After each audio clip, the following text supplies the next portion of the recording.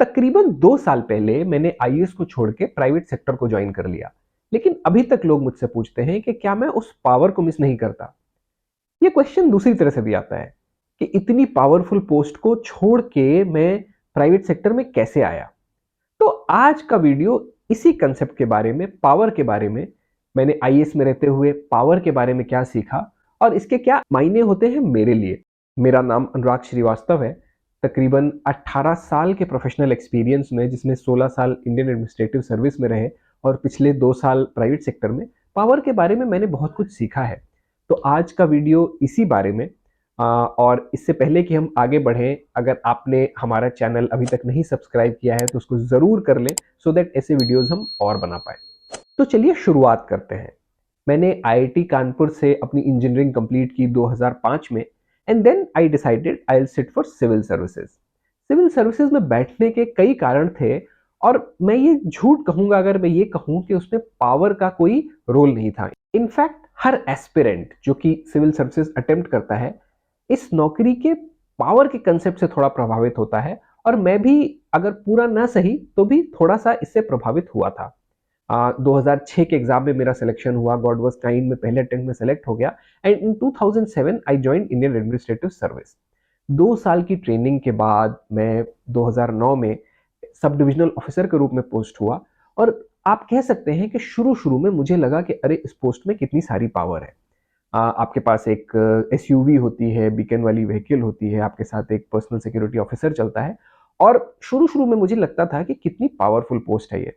In fact पूरे time आपके office के बाहर लोगों की भीड़ लगी होती है, आप बहुत सारा काम कर रहे होते हैं। All these symbols of power, and for me for example सबके लिए बीकन है, आपका बड़ा सा ऑफिस है, टाउन के सेंट्रल में ऑफिस है, आपका जो एक्चुअल ऑफिस होता है जहाँ पे आप बैठते हैं वो इम्पोजिंग है, ये सारी चीजें मुझे इफेक्ट करती थी। So this was the beginning, and this is where I started. अब हम जब बात कर रहे हैं पावर के बारे में, तो हमें ये भी समझना पड़ेगा कि हम पावर की तरफ अट्रैक्ट क्यों होते हैं, हम पावर की तरफ ड्रॉ क्यों होते हैं। हम लोग ह्यूमन बीइंग्स प्राइमेट से आते हैं, और जैसे जैसे हमारा विकास हुआ, हमेशा हम में एक लीडर हुआ करता था। इनफैक्ट जो भी ग्रुप का लीडर होता था, आप आज भी देखेंगे बहुत सारे प्राइमेट्स में मंकीज का ग्रुप हो सकता है, और सबका जिनका ग्रुप होता है उनमें एक ग्रुप का नेता होता है। वो पूरे ग्रुप को ड्राइव करता है, and their society basically how they live is derived on the concept of power. The most powerful person controls different aspects, and this is how they live in this world. तो human beings में भी सबसे powerful होने की tendency होना लाजमी है, and this started, और स्लोली स्लोली जैसे हम सोसाइटीज में बढ़े, राजा हुआ करता था, डिफरेंट लीडर्स हुआ करते थे। सो पावर का कंसेप्ट, मेरा कहने का मतलब ये है कि बहुत ही नेचुरल है और बड़ा ही नेचुरली ह्यूमन बींग्स में इवॉल्व हुआ। So first we should understand that all of us are drawn to power, all of us are drawn to visible sense of power, and in fact it will not be wrong to feel कि कोई भी अगर power की तरफ आकर्षित होता है तो it's a very natural instinct. अब हम यहाँ पे अपने दूसरे एस्पेक्ट पे आते हैं। प्राइमेट्स में और एनिमल्स में पावर बड़ी फिजिकल होती है, मतलब दो मेल्स लड़ेंगे और जो जीतेगा वो पावरफुल है। लेकिन ह्यूमन बींग्स में ऐसा नहीं है। ह्यूमन बींग्स आर इवॉल्व, तो इसमें पावर के न्यूआंसेस आने लगे, और साथ ही साथ स्टार्ट हुए सिंबल्स, पावर के सिंबल्स। तो फॉर एग्जाम्पल अगर आप गौर करेंगे तो गवर्नमेंट की बिल्डिंग्स या राजाओं के जो महल हुआ करते थे तो इम्पोजिंग हुआ करते थे, ऊपर की जगह हुआ करते थे, उनके बैठने के लिए एक सिंहासन होगा। So these were symbols of power. In fact हम सब आइडेंटिफाई करेंगे कि गाड़ियों में जो बीकन होता है, जो सायरन बज रहा होता है, या लेट्स से कैरकेड होता है, these are symbols of power. तो ये सिंबल्स ऑफ पावर अटैच किए जाने लगे, और धीरे धीरे जिसके पास भी ये सिंबल ऑफ पावर होता था, ह्यूमन बींग्स ये परसीव करते थे कि वो व्यक्ति पावरफुल है। इनफैक्ट आप जजेस को देखेंगे कोर्ट में, तो जजेस भी जनरली एलिवेटेड पोजीशन पे होते हैं।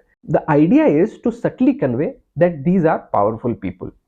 यहाँ पे हम समझ सकते हैं कि पावर में सिंबल्स का बहुत रोल होता है। और दूसरा, इन सिंबल्स को, इस सारे पैराफर्नेलिया को, इस सारे शो को कौन एक्सेप्ट कर रहा है। तो यहाँ पे बड़ा ही इंपॉर्टेंट कॉन्सेप्ट ये भी है कि पावर सिर्फ किसी पोस्ट से नहीं होती है, किसी सिंबल से नहीं होती है, देखने वाले से भी होती है। अगर बाकी लोग किसी को पावरफुल महसूस कर रहे हैं या एक्सेप्ट कर रहे हैं, then that person is thought to be powerful. In fact bureaucracy में भी ऐसा होता है। तो मैं कहूंगा कि एक बीकन वाली गाड़ी में बैठने से ऐसा नहीं है कि कोई स्पेशल पावर आ जाती है, वो व्यक्ति सुपरमैन हो जाता है, लेकिन बाकी लोग, समाज उसको पावरफुल समझने लगता है, and that is how our perception of power start. तो यहाँ से मैं कहूँगा कि धीरे-धीरे मेरी ब्यूरोक्रेसी की जर्नी स्टार्ट हुई और जैसे-जैसे मैं अपनी ब्यूरोक्रेटिक करियर में आगे बढ़ा, एसटीओ के बाद मैं एडीएम रहा, मैं 4 साल डिस्ट्रिक्ट मैजिस्ट्रेट रहा और इस पूरे दौरान आप बहुत सीनियर लोगों से मिलते हैं, आप पॉलिटिशियन से मिलते हैं, प्राइम मिनिस्टर, प्रेसिडेंट जैसे लोगों से मिलते हैं and then you see that power, you belong to that hierarchy and you start to experience it. मैं ये भी कहूँगा कि समय के साथ-साथ मैं इन सिंबल्स को थोड़ा-थोड़ा क्वेश्चन भी करने लगा। मतलब क्या ये पावर है कि मैं किसी गाड़ी में बैठा हुआ हूँ या मेरे साथ एक पीएसओ चल रहा है या फिर पावर कुछ और होती है। Power may be the ability to create a change. क्या मैं जिन लोगों के जीवन में बदलाव लाना चाहता हूँ, वो कर पा रहा हूँ? क्या मैं जो काम करना चाहता हूँ, वो फ्रीली कर पा रहा हूँ? मेरे अंदर धीरे-धीरे क्वेश्चन्स आने लगे and that's how I started questioning what real power is and who will have this real power. जैसे-जैसे ये कारवां आगे बढ़ा, मैंने सिर्फ़ अपने आप को नहीं देखा, मैंने कुछ बहुत सारे सीनियर ऑफ़िसर्स को देखा और जो कि मैं कह सकता हूँ कि आप बोल सकते हैं बहुत ही सीनियर माने जाते हैं, बहुत ही पावरफुल माने जाते हैं पूरी हायरार्की में। And I worked with them closely. In fact एक समय में मैं सेक्रेटेरिएट में काम किया करता था और जहाँ पे मैं अक्सर सबसे सीनियर मोस्ट आप कह सकते हैं लोगों को देखा करता था और मैं उनको ऑब्ज़र्व करता था। मुझे अचानक से रियलाइज़ हुआ कि पावरफुल पोस्ट्स के साथ-साथ एक बाउंडेशन भी आता है। मतलब the post may appear to be very powerful but your ability to execute things, your ability to do things is very very limited। मतलब पावर हमेशा ही अक्सर बहुत ही गार्डेड अवस्था में आती है। तो बाहर से जो परसीव किया जाता है कि ये बहुत ही पावरफुल पोस्ट है, इन रियलिटी हो सकता है जो व्यक्ति उस पे बैठा है वो रियलाइज करता है कि ऐसा नहीं भी हो सकता है। हम में से बहुत सारे लोग पावर का पीछा भी करते हैं। इनफैक्ट ब्यूरोक्रेसी में मैंने देखा और ये चारों तरफ शायद होता है कि कई लोग पावर को पाने के लिए, पावरफुल पोस्ट को पाने के लिए बहुत कुछ दांव पे लगाते हैं। अपना स्वास्थ्य, अपना समय, अपना एफर्ट, अपने ambition and they work very hard towards attaining those posts which are perceived to be powerful. और ब्यूरोक्रेसी में तो ये एग्जाम्पल बहुत नजर आते थे जहां पे कई पोस्ट्स कोट अनकोट में पावरफुल मानी जाती थी। तो कई लोग तरह-तरह के प्रयास करके उन पोस्ट्स पे जाते थे, लेकिन अगर आप उनको क्लोज़ली देखते और अगर आप उनका काम देख पाते, तो इट वाज़ नॉट दैट कि they could do what they wanted. In fact different pressures होते हैं, डिफरेंट लोगों के पुश एंड पुल्स होते हैं and people on those powerful posts were expected to manage that. तो मेरा पर्सनल अनुभव ये भी रहा कि there is lot at stake. तो सपोज़िडली जो पावरफुल पोस्ट्स होती हैं, वो ऐसे ही नहीं आती हैं। You are supposed to give up many things for that और आपको पता होना चाहिए कि क्या आप बाकी लोगों के परसेप्शन से, समाज के परसेप्शन से उस पावर के पीछे जा रहे हैं या आप सच में जानते हैं कि आपको क्या चाहिए and hence you are putting that effort. ऐसा इस जद्दोजहद में और फाइनली जब मैंने सोचा कि मैं आईएएस से मूव ऑन कर जाना चाहता हूँ, उसके कारण पावर बड़ा इंपॉर्टेंट फैक्टर था ऐसा बिल्कुल भी नहीं था। उसके बहुत सारे रीजंस हैं और अगर आप जानना चाहते हैं उन रीजंस के बारे में तो मैंने एक और वीडियो बनाया है, आप वो देख सकते हैं। लेकिन one fine day I decided that I will move out of IAS और उस समय कई लोगों ने मुझे बुलाया, कई लोगों ने मुझसे बात की and there was a very very senior officer who called मी।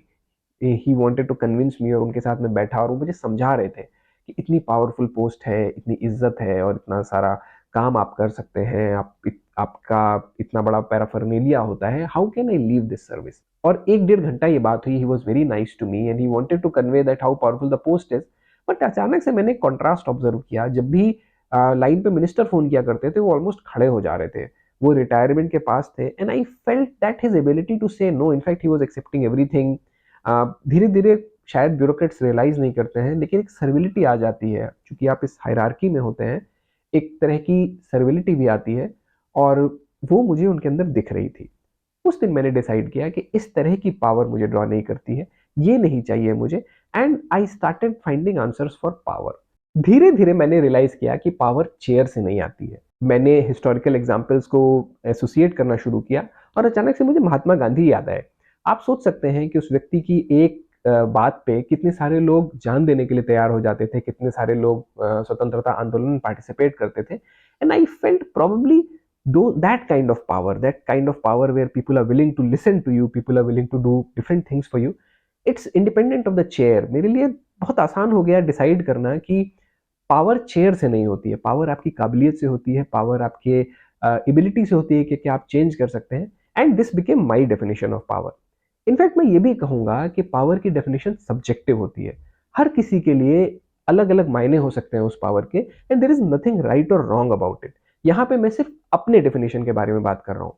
मुझे रियलाइज हुआ कि मेरी पावर की डेफिनेशन है कि मैं जो कर रहा हूँ क्या मैं वो करना चाहता हूँ और क्या मैं वो कर पा रहा हूँ। सिमिलरली मेरे लिए जो प्रायोरिटीज़ हैं लाइफ में, जो टाइम है जिसमें जिस तरह का काम किया जाता है, क्या मेरे पास वो करने के लिए फ्रीडम है?